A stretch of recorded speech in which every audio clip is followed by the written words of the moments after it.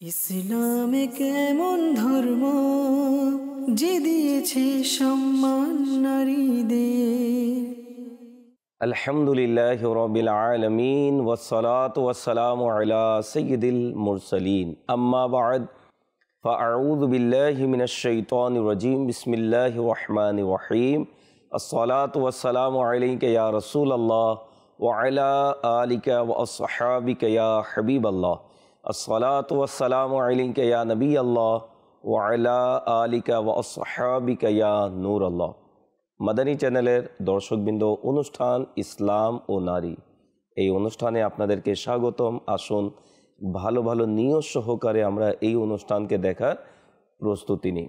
সকল আম্বিয়া কেরাম আলিহিমুসসালাতুসালাম এর সর্দার প্রধান হলেন আমাদের প্রিয় আকা মুহাম্মদ মুস্তাফা সাল্লাল্লাহু তাআলা আলাইহি ওয়া আলিহি ওয়াসাল্লাম।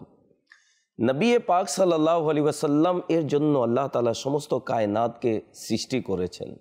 নবী পাক সাল্লাল্লাহু আলাইহি ওয়াসাল্লাম এর প্রতি দুরূদ পড়ার বারংবার আমরা ফজিলত শুনে থাকি। নবী পাক সাল্লাল্লাহু তাআলা আলাইহি ওয়াসাল্লাম এর প্রতি দুরূদ পড়লে কি উপকার পাওয়া যায়, ইহকাল এবং পরকালের কি কি উপকার রয়েছে, বারংবার আমরা শুনে থাকি। আজকেও ইনশাআল্লাহ দুরূদে পাকের ফজিলত শুনব এবং এর মধ্যে এমন একটি আমল যে আমলের দ্বারা আমাদের অভাব অনটন দূর হবে, রিজিকের মধ্যে বরকত হবে এবং আল্লাহ তাবারক ওয়া তাআলার বিশেষ দয়া অনুগ্রহ আমাদের প্রতি হবে। আর সেই আমলটি নবী পাক সাল্লাল্লাহু তাআলা আলাইহি ওয়াসাল্লাম স্বয়ং নিজেই শিক্ষা দিয়েছেন। যে হ্যাঁ, আসুন শুনি। সাআদাতুদ দারাইনের মধ্যে রয়েছে, যা রাজুলুন ইলান নবী, এক ব্যক্তি নবী পাক সাল্লাল্লাহু আলাইহি ওয়াসাল্লামের দরবারে উপস্থিত হয়ে ফাসাকা ইলাইহিল ফকরা ওয়া দীকাল আইশি ওয়াল মুআশি, সে নিজের দারিদ্রতার অভাব অনটনের অভিযোগ করল। নবী পাক সাল্লাল্লাহু তাআলা আলাইহি ওয়াসাল্লাম তাকে ইরশাদ করলেন, ইযা দাখালতা মানজিলাকা ফাসাল্লিম ইন কানা ফিহি আহাদুন আও লাম ইয়াকুন ফিহি আহাদুন। নবী পাক সাল্লাল্লাহু তাআলা আলাইহি ওয়াসাল্লাম তাকে ইরশাদ করলেন, যখন তোমরা নিজেদের ঘরে প্রবেশ করো তখন আসসালামু আলাইকুম বলো, যদিও বা কেউ ঘরে না থাকে। অতঃপর আমার প্রতি দুরূদ শরীফ পাঠ করো এবং একবার সূরা ইখলাস পড়ো। যে ব্যক্তি এমনটি করবে আল্লাহ পাক তার রিজিক বৃদ্ধি করবেন, এমনকি তার প্রতিবেশী ও আত্মীয় স্বজনের নিকটও সে রিজিকের অংশ পৌঁছবে। সুবহানাল্লাহ।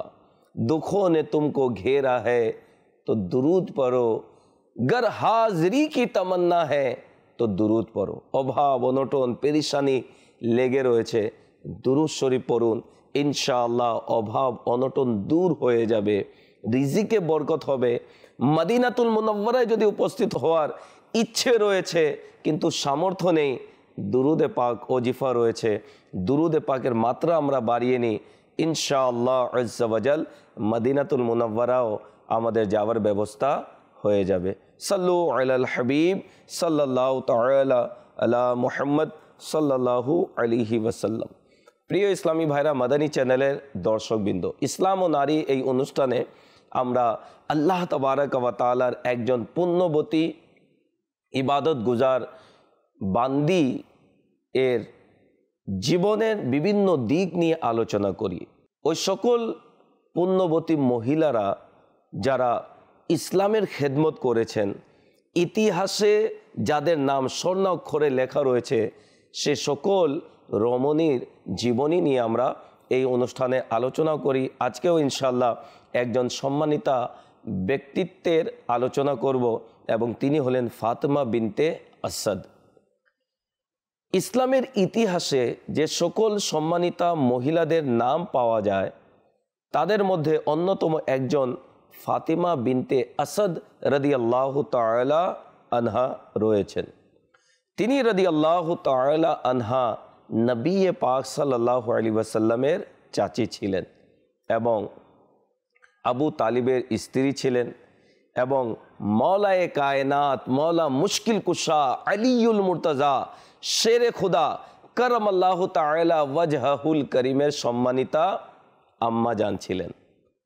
আসুন তার জীবনী এবং তিনি নবী পাক সাল্লাল্লাহু আলাইহি সাল্লামকে কীরূপ ভালোবাসতেন, নবী পাক সাল্লাল্লাহু আলাইহি সাল্লাম তাকে কিভাবে রিসপেক্ট জানাতেন সে সম্পর্কে আরও কিছু আমরা মাদানী ফুল শুনি।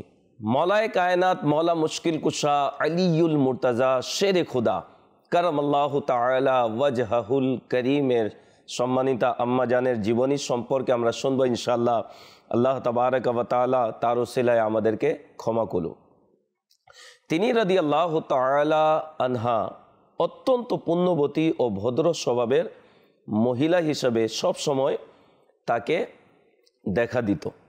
হুজুর সাল্লাল্লাহু আলাইহি সাল্লাম যখন আবু তালিবের দায়িত্বে আসলেন তখন ফাতেমা বিনতে আসাদ রাদিয়াল্লাহু তাআলা আনহা আবু তালিবের চেয়েও বেশি নবী পাক সাল্লাল্লাহু আলাইহি সাল্লামের খেদমত করেছেন, দেখাশোনা করেছেন। শয়নে জাগরণে প্রতিটি মুহূর্তে হুজুর সাল্লাল্লাহু আলাইহি সাল্লামের খেয়াল রেখেছেন। নিজ অন্যান্য সন্তানদেরকে খাওয়াতে বসলে তখন নবী পাক সাল্লাল্লাহু আলাইহি সাল্লামের খাবারের বেশি খেয়াল রাখতেন।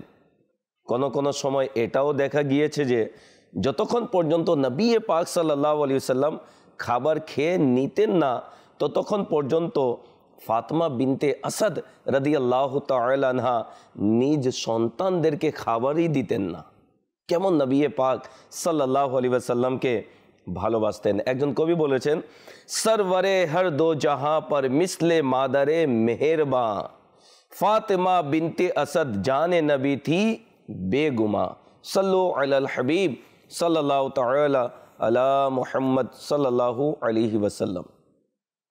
তিনি রাদিয়াল্লাহু তাআলা আনহা হযরতে আব্দুল মুত্তালিব রাদিয়াল্লাহু তাআলা আনহু এর আপন ভাতিজি ছিলেন, অর্থাৎ নবী পাক সাল্লাল্লাহু আলাইহি ওয়াসাল্লামের দাদা জান রাদিয়াল্লাহু তাআলা আনহু এর আপন ভাতিজি ছিলেন।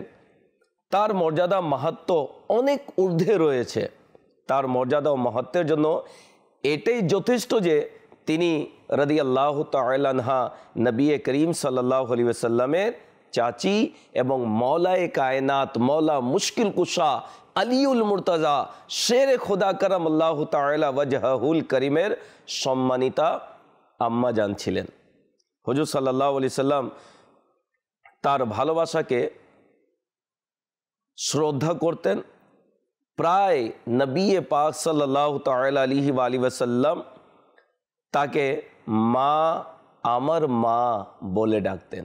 সুবহানাল্লাহ, কেমন নবী পাক সাল্লাল্লাহু আলাইহি সাল্লাম তাকে ভালোবাসতেন।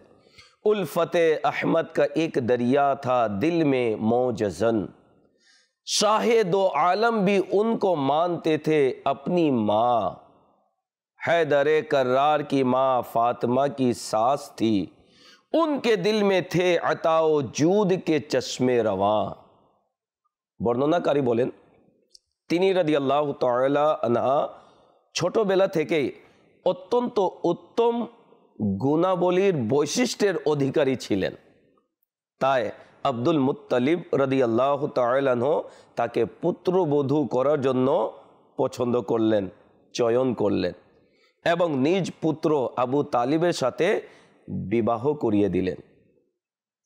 দাম্পত্য জীবনে তিনি রাদিয়াল্লাহু তাআলা আনহা 4 জন পুত্র সন্তান ও 3 জন মেয়ে সন্তানের জননী হলেন। নবুয়তে ঘোষণার পর হুজুর সাল্লাল্লাহু আলাইহি সাল্লাম সত্যের দাওয়াত দিতে শুরু করলেন। হাশিম গোত্র হুজুর সাল্লাল্লাহু আলাইহি ওয়াসাল্লামের সহযোগিতা করল। হযরতে ফাতেমা বিনতে আসাদ রাদিয়াল্লাহু তাআলা আনহার পুত্র মৌলায়ে মুশকিল কুশা মৌলায়ে কায়নাত মৌলা মুশকিল কুশা আলিউল মুর্তজা শেরে খুদা করম আল্লাহ তাআলা ওয়াজহুল করিম ইসলামের দাওয়াতে লাব্বাইক বলে ছোটবেলায় তিনি সর্বপ্রথম ইসলাম কবুল করলেন।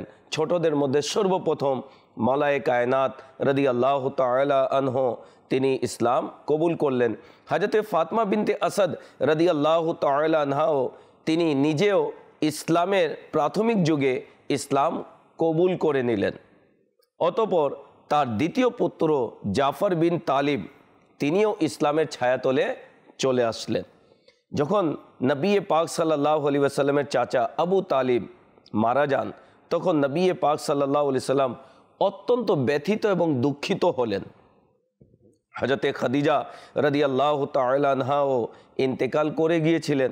বিদায় মুশরিকরা এটা মনে করলো যে এবার মুহাম্মদ সাল্লাল্লাহু আলাইহি সাল্লামের সহযোগিতা করার এবং তাকে বাঁচানোর মতো আর কেউ নেই। এবার তাকে কষ্ট দিলে বাধা দেওয়ার মতো আর কেউ আসবে না। এমন দুঃখের সময়ে হযরতে ফাতিমা বিনতে আসাদ রাদিয়াল্লাহু তাআলা আনহা তিনি হুজুর সাল্লাল্লাহু আলাইহি সাল্লামকে সান্ত্বনা দেওয়ার জন্য এগিয়ে আসলেন। কয়েকবার তিনি রাদিয়াল্লাহু তাআলা আনহা প্রকাশ্যভাবে মুশরিকদেরকে, দুশমনদেরকে বকা দিয়ে বললেন, তোমরা এটা মনে করো না যে চাচা আবু তালিবের মৃত্যুর পর মুহাম্মদ সাল্লাল্লাহু আলাইহি সাল্লামের কেউ নেই, তার সাথে খোদা রয়েছেন, আমি রয়েছি। আলে হাশিমের বাহাদুরি, আব্দুল মুত্তালিবের সন্তানদের প্রজ্ঞা ও উৎসর্গতা তার সাথে রয়েছে। সুবহানাল্লাহ। सरवरे आलम को हर पल देख कर जीती थी वो, सरवरे आलम के सर पर नूर हक का साएबां। তার কথার প্রভাবে অনেক সময় মক্কার কুরাইশরা নবী পাক সাল্লাল্লাহু আলাইহি সাল্লামকে কষ্ট দেওয়া থেকে বিরত থাকতো। যখন মুসলমানদের উপর জুলুম নির্যাতনের মাত্রা বেড়ে গেল, তখন নবী পাক সাল্লাল্লাহু আলাইহি সাল্লাম মুসলমানদেরকে হাবশার দিকে হিজরত করার হুকুম করলেন। কিন্তু ফাতিমা বিনতে আসাদ রাদিয়াল্লাহু তাআলা আনহা কোনো কারণে তিনি হিজরত করতে পারেননি। হযরতে ফাতিমা বিনতে আসাদ রাদিয়াল্লাহু তাআলা আনহা তিনি হিজরত করেছেন ডাইরেক্ট মক্কাতুল মুকাররমা থেকে মদিনাতুল মুনাওয়ারায়। হাবশার হিজরতের পর মদিনার দিকে হিজরতের সময় হলো। হযরতে ফাতিমা বিনতে আসাদ হিজরত করে হাবশা তো যাননি, কিন্তু মদিনার সফর তার অপেক্ষা করছিল। যখন সাধারণ মুসলমানদেরকে মদিনা হিজরত করার নবী পাক সাল্লাল্লাহু আলাইহি সাল্লাম হুকুম করলেন, তখন ফাতিমা বিনতে আসাদ রাদিয়াল্লাহু তাআলা আনহাও হিজরত করে মদিনাতুল মুনাওয়ারায় চলে আসলেন। হিজরতের সময় নবী পাক সাল্লাল্লাহু আলাইহি ওয়াসাল্লাম যাকে নিজ বিছানায় ঘুমানোর জন্য অনুমতি প্রদান করেছিলেন, তিনি আর কেউ নন, তিনি ছিলেন মওলায়ে কায়নাত, মওলা মুশকিল কুশা, আলিউল মুর্তাজা, শেরে খুদা করমাল্লাহু তাআলা ওয়াজহুল করিম। সাল্লু আলাল হাবিব সাল্লাল্লাহু তাআলা আলা মুহাম্মদ সাল্লাল্লাহু আলাইহি ওয়াসাল্লাম। হিজরতে নববী এর 2 বা 3 বছর পর হযরতে ফাতিমা বিনতে আসাদ রাদিয়াল্লাহু তাআলা আনহার আদরের পুত্র মওলা আলী করমাল্লাহু তাআলা ওয়াজহুল করিমের সাথে হুজুর সাল্লাল্লাহু আলাইহি সাল্লাম নিজ আদরের কন্যা ফাতিমাতু জহরা রাদিয়াল্লাহু তাআলা আনহার শুভ বিবাহ করিয়ে দিলেন। শুভ মুহূর্তে মওলা আলী করমাল্লাহু তাআলা ওয়াজহুল করিম তার মাকে বললেন, মা, ফাতিমা বিনতে মুহাম্মদ আমার ঘরে যখন আসবেন, তখন আমি পানি ভরা ও বাইরের কাজ যা রয়েছে আমি সম্পাদন করব, আর ফাতিমা রাদিয়াল্লাহু তাআলা আনহা তিনি যাতা চালানো এবং আটা পিসার কাজে আপনাকে সহযোগিতা করবেন। এখানে একটি বিষয় রয়েছে মাদানী চ্যানেলের দর্শকবৃন্দ, সেটি হচ্ছে একজন বাবা কখন কোনো পরিবারকে নিজের কন্যা দিয়ে থাকে, যখন সে পরিবারের প্রতি তার বিশ্বাস থাকে, সে পরিবারের প্রতি তার ভালোবাসা থাকে, তখনই একজন বাবা নিজের মেয়েকে সে ঘরে বিবাহ দিয়ে থাকেন। নবী পাক সাল্লাল্লাহু আলাইহি ওয়াসাল্লাম ফাতিমা বিনতে আসাদ এবং মওলায়ে কায়নাত মওলা আলী মুশকিল কুশা আলিউল মুর্তজা রাদিয়াল্লাহু তাআলা আনহুকে কত ভালোবাসতেন। নিজের মেয়ে ফাতিমাতু জহরা রাদিয়াল্লাহু তাআলা আনহাকে তার বিবাহে দিলেন। সে ঘরের মধ্যে নবী পাক সাল্লাল্লাহু আলাইহি সাল্লাম নিজের কলিজার টুকরাকে দিলেন এবং নবী পাক সাল্লাল্লাহু আলাইহি ওয়াসাল্লামের ভালোবাসার বহিঃপ্রকাশ এই কথা দ্বারাও হয়। নবী পাক সাল্লাল্লাহু আলাইহি সাল্লাম ইরশাদ করেছেন, আমি যার মওলা আলীও তার মওলা। ফয়জানে মুশকিল কুশা জারি থাকবে ইনশাআল্লাহ আজ্জা ওয়াজাল। হুজুর সাল্লাল্লাহু আলাইহি সাল্লাম হযরতে ফাতিমা বিনতে আসাদ রাদিয়াল্লাহু তাআলা আনহাকে অত্যন্ত ভালোবাসতেন। প্রায় তার সাথে দেখা করার জন্য ঘরে তশরিফ নিয়ে যেতেন এবং সেখানে আরামও করতেন। হুজুর সাল্লাল্লাহু আলাইহি ওয়াসাল্লাম কয়েকবার তার মর্যাদা, মাহাত্ম্য, গুণাবলী স্বয়ং নিজে বয়ান করেছেন। নবী পাক সাল্লাল্লাহু আলাইহি সাল্লাম যার প্রশংসা করবেন তার মর্যাদা অনেক ঊর্ধ্বে রয়েছে। মদিনা হিজরতে প্রায় 4-5 বছর পর হযরতে ফাতিমা বিনতে আসাদ রাদিয়াল্লাহু তাআলা আনহা তিনি ইন্তেকাল করলেন। ইন্তেকালের খবর শুনে নবী পাক সাল্লাল্লাহু আলাইহি ওয়াসাল্লামের যে অনুভূতি ছিল, এটি ছিল যে আমি আরও একবার এতিম হয়ে গেলাম। হুজুর সাল্লাল্লাহু আলাইহি সাল্লামের নয়ন যুগল থেকে অশ্রু প্রবাহিত হলো। তার ইন্তেকালে আন্তরিকভাবে মর্মাহত হলেন এবং তার ঘরে তশরিফ নিয়ে গেলেন এবং ফাতিমা বিনতে আসাদ রাদিয়াল্লাহু তাআলা আনহার মৃতদেহকে সম্বোধন করে ফরমালেন, হে আমার মা, আল্লাহ আজ্জা ওয়া জাল আপনার উপর দয়া করুক। আপনি আমার মায়ের পর মা ছিলেন। আপনি নিজে না খেয়ে আমাকে খাওয়াতেন, নিজের পোশাকের প্রয়োজন থাকা সত্ত্বেও আমাকে পোশাক পরিয়েছেন। অতঃপর মর্মাহত পরিবারের সদস্যদেরকে নবী পাক সাল্লাল্লাহু আলাইহি ওয়াসাল্লাম নিজ জুব্বা মোবারক প্রদান করে বললেন, আমার এই জুব্বা পরিয়েই আমার মাকে দাফন করিও। অতঃপর তিনি সাল্লাল্লাহু আলাইহি ওয়াসাল্লাম হযরতে ওসামা বিন যায়েদ ও হযরতে আবু আইয়ুব আনসারী রাদিয়াল্লাহু তাআলা আনহুমাকে হুকুম করলেন জান্নাতুল বাকিতে কবর খনন করার জন্য।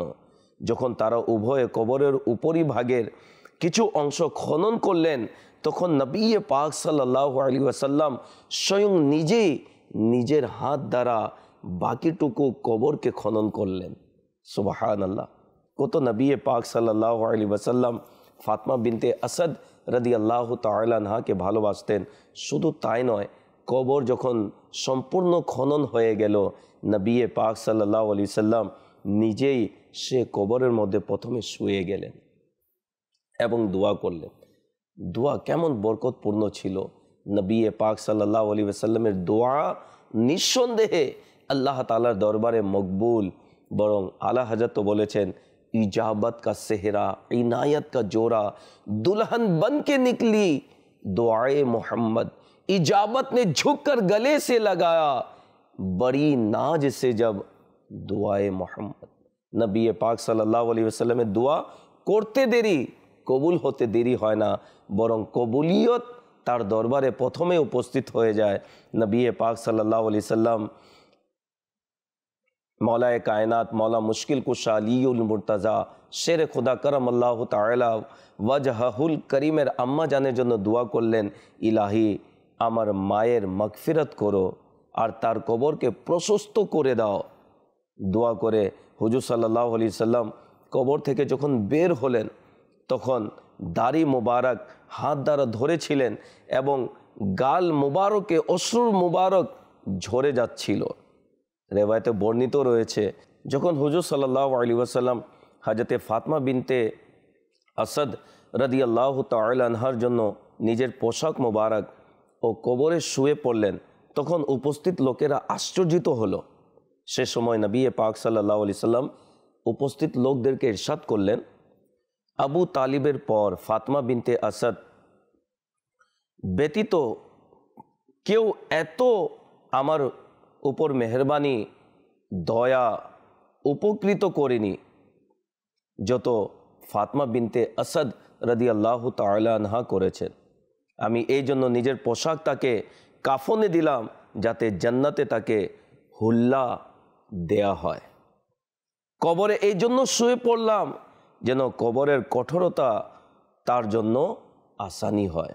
অতঃপর আরও ইরশাদ করলেন, আল্লাহ তাআলা ৭০,০০০ ফেরেশতাকে ফাতিমা বিনতে আসাদের উপর দুরূদ পড়ার হুকুম করেছেন। সুবহানাল্লাহ! নবী পাক সাল্লাল্লাহু তাআলা আলাইহি ওয়াসাল্লাম অদৃশ্যের খবর দিচ্ছেন, কত ফেরেশতা সেটিও বলে দিলেন। ফেরেশতাদেরকে আল্লাহ কি হুকুম করেছেন সেটিও বলে দিলেন এবং ৭০,০০০ ফেরেশতাকে আল্লাহ তাআলা তার উপর রহমত অবতীর্ণ করার জন্য দুরূদ পড়ার হুকুম জারি করলেন। সুবহানাল্লাহ! মাদানী চ্যানেলের দর্শকবৃন্দ, আমরা এই অনুষ্ঠানে শুনতে পারলাম মৌলায়ে কায়নাত, মৌলা মুশকিল কুশা, আলিউল মুর্তজা, শেরে খুদা করম আল্লাহ তাআলা ওয়াজহুল করিমের আম্মা জান ফাতমা বিনতে আসাদ রাদিয়াল্লাহু তাআলা আনহার কেমন মর্যাদা ছিল। নবী পাক সাল্লাল্লাহু আলাইহি ওয়াসাল্লাম এর পবিত্র জবান মুবারক থেকে যার আলোচনা হয়েছে, যার প্রশংসা হয়েছে, পৃথিবী আর কেউ প্রশংসা করুক বা না করুক, নবী পাক সাল্লাল্লাহু আলাইহি সাল্লাম যার জন্য প্রশংসা করে দিয়েছেন, যার জন্য দোয়া করে দিয়েছেন, তার মর্যাদা অনেক রয়েছে। সুবহানাল্লাহ। যা আমরা শুনলাম এতক্ষণ পর্যন্ত, নবী পাক সাল্লাল্লাহু আলাইহি ওয়াসাল্লামের প্রতি তিনি দয়া করেছেন, অর্থাৎ নবী পাক সাল্লাল্লাহু আলাইহি ওয়াসাল্লাম যদি আমরা দেখি ইশকে রসুলের চোখে, তাহলে নবী পাক সাল্লাল্লাহু আলাইহি ওয়াসাল্লাম স্বয়ং নিজেই ফাতমা বিনতে আসাদ রাদিয়াল্লাহু তাআলা আনহার প্রতি দয়া করেছেন। নবী পাক সাল্লাল্লাহু আলাইহি ওয়াসাল্লামের ছোটোবেলায় ফাতমা বিনতে আসাদ রাদিয়াল্লাহু তাআলা আনহা অত্যন্ত খেয়াল রেখেছেন, তাকে ভালোবেসেছেন। বিদায় নবী পাক সাল্লাল্লাহু আলাইহি সাল্লাম তার সেই উপকারকে ভুলেননি, বরং তার জন্য নবী পাক সাল্লাল্লাহু আলাইহি সাল্লাম নিজের জুব্বা মোবারক কাফন স্বরূপ দিয়েছেন, কবর খনন করেছেন এবং দোয়াও দিয়েছেন। এখানে আমাদের জন্য কিছু শিক্ষণীয় বিষয় রয়েছে, যেহেতু অনুষ্ঠান শেষের দিকে। সেটি হচ্ছে, কেউ যদি আমাদের সত্তার উপর উপকার করে, তাহলে সে যে উপকার করেছে তার কৃতজ্ঞতা জ্ঞাপন করা অত্যন্ত জরুরি। বলা হয় যে বান্দার শুকরিয়া আদায় করতে পারে না, সে আল্লাহরও শুকরিয়া আদায় করতে পারে না। অনেকে আমাদেরকে উপকার বিভিন্নভাবে পৌঁছিয়ে থাকে। কারো চাকরি থাকে না, কোনো বন্ধু নিজের বন্ধুকে চাকরি দিল। প্রতিবেশী অভাবে রয়েছে, তার প্রতিবেশী তাকে হেল্প করলো, কিন্তু দেখা যায় আমরা কৃতজ্ঞতা জ্ঞাপন তো করি না, বরং যারা আমাদের সত্তার উপর উপকার করে আমরা তাদেরকে ভুলে যাই। বরং অনেক সময় দেখা যায় তাদের সঙ্গে আমরা বিহেভ করি, খারাপ আচরণ করি। এরকম করা উচিত নয়। নবী পাক সাল্লাল্লাহু আলাইহি ওয়াসাল্লাম এহসানকারীর এহসান জ্ঞাপন করার জন্য তিনি আমাদেরকে উৎসাহ প্রদান করেছেন। কেউ যদি উপকার করে তাদের শুকরিয়া আদায় করার জন্য নবী পাক সাল্লাল্লাহু আলাইহি ওয়াসাল্লাম উৎসাহ প্রদান করেছেন। আল্লাহ তাবারক ওয়া তাআলা আমাদের সকলকে ফাতমা বিনতে আসাদ রাদিয়াল্লাহু তাআলা আনহার জীবনী থেকে পাওয়া যে সকল মাদানী ফুল রয়েছে আমলের, তার উপর আমল করার তৌফিক দান করুক। এবং যেভাবে তিনি নবী পাক সাল্লাল্লাহু আলাইহি সাল্লামকে ভালোবেসেছেন, রেসপেক্ট জানিয়েছেন, আমাদেরকেও নবী পাক সাল্লাল্লাহু আলাইহি সাল্লামকে ভালোবাসার আল্লাহ তাআলা তৌফিক দান করুক। মনে রাখবেন, ইশকে রসুল হচ্ছে প্রকৃত ঈমান। যার অন্তরে নবীর ভালোবাসা নেই, তার ঈমান নেই। আলা লা ঈমানা লিমান লা মাহাব্বাত আলা। আল্লাহ তাবারক ওয়া তাআলা আমাদের সকলকে এই সকল বিষয়ে আমল করার তৌফিক দান করুক। পরবর্তী অনুষ্ঠান দেখার আমন্ত্রণ জানিয়ে বিদায় নিচ্ছি। ভালো থাকুন, সুস্থ থাকুন, মাদানী চ্যানেলের সাথেই থাকুন। সাল্লু আলাল হাবিব সাল্লাল্লাহু তাআলা আলা মুহাম্মদ সাল্লাল্লাহু আলাইহি ওয়াসাল্লাম। ইসলামে কেমন ধর্ম যে দিয়েছে সম্মান নারীদের।